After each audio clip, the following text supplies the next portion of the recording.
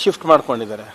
First ಏನು ಹೇಳಿದ್ರು, ಇದರಲ್ಲಿ ಭ್ರಷ್ಟಾಚಾರ ನಡೆದಿದೆ, ಅದು ತನಿಖೆ ಆಗಬೇಕು, ಅದಾದಮೇಲೆ ನಾನು ರಾಜೀನಾಮೆ ಕೊಡಬೇಕು, ಅದಾದಮೇಲೆ ಸರ್ಕಾರನೇ ವಜಾಗೊಳಿಸ್ಬೇಕು, ಮತ್ತು ಮೊನ್ನೆ ಮತ್ತೆ ಏನು ಪ್ಲೇಟ್ ಚೇಂಜ್ ಮಾಡಿ ಇದು ಹನಿ ಟ್ರ್ಯಾಪ್ ವಿಚಾರ ಆಗಿದೆ, ಸಂಚ್ ನಡೆದಿದೆ. ಅವ್ರಿಗೆ ಏನು ಬೇಕಂತ ಸರಿಯಾಗಿ ಅವ್ರಿಗೆ ಗೊತ್ತೇ ಇಲ್ಲ ಅಲ್ಲ. ಸ್ಪಷ್ಟವಾಗಿ ಹೇಳಿದ್ದೀವಿ ನಾವು, 8 ಜನ ಆರೋಪಿ ಇದ್ದಾರೆ, 8 ಜನ ಆರೋಪಿಗಳಲ್ಲಿ ನನ್ನ ಹೆಸರು ಇದೆಯಾ ಅಂತ ಕೇಳಿದ್ರೆ ಅದಕ್ಕೆ ಉತ್ತರ ಇಲ್ಲ.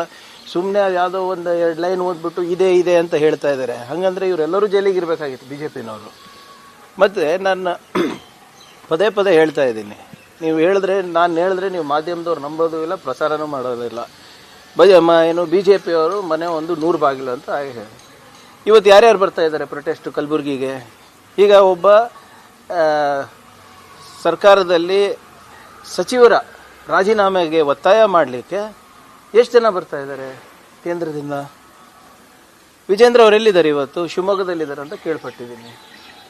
ಅವರ ಹಿರಿಯ ನಾಯಕರೆಲ್ಲಿದ್ದಾರೆ? ಕೆಲವು ಜನರು ಬೆಳ್ಳಾರಿನಲ್ಲಿ ವಕ್ಫ್ ಇದು ಮಾಡ್ತಾ ಇದ್ದಾರೆ, ಇನ್ನು ಕೆಲವು ಜನರು ಬಾಣಂತಿಯರು ಇದು ಪ್ರೊಟೆಸ್ಟ್ ಮಾಡ್ತಾ ಇದ್ದಾರೆ, ಇನ್ನು ಕೆಲವರು ಇವಾಗ KSRTC ಮುಂದೆ ಹೋಗ್ತಾ ಇದ್ದಾರೆ ಅಂತ.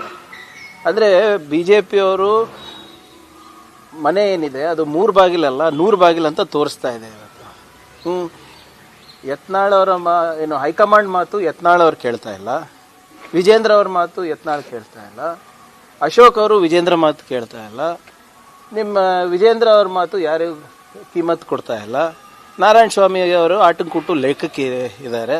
ಸೊ ಹಾಗಾಗಿ ಯಾರೂ ಕೂಡ ಇಲ್ಲಿ ಒಂದು ಸಮಗ್ರವಾಗಿ ಏನಾಗಬೇಕು, ಏನಾಗ್ತಾ ಇದೆ ಅಂತ ಜನರಿಗೂ ತಿಳಿಸೋರಿಲ್ಲ, BJPನ ಪಾರ್ಟಿದಲ್ಲೂ ಕೂಡ ಅವ್ರಿಗೆ ಏನು ಬೇಕು ಅಂತ ಗೊತ್ತಾಗ್ತಾ ಇಲ್ಲ. ಸೊ ಇದು ನಾನು ಹೇಳ್ದಂಗೆ ಇವ್ರು ಎಷ್ಟು ಅಗೀತಾರೆ, ಎಷ್ಟು ಆಳವಾಗಿ ಈ ಬೀದರ್ ಪ್ರಕರಣದ ಬಗ್ಗೆ ಚರ್ಚೆ ಮಾಡ್ತಾರೆ, ಅಷ್ಟೇ ಅವಮಾನಿತರಾಗ್ತಾರೆ. ಅದರಲ್ಲಿ 2 ಮಾತಿಲ್ಲ.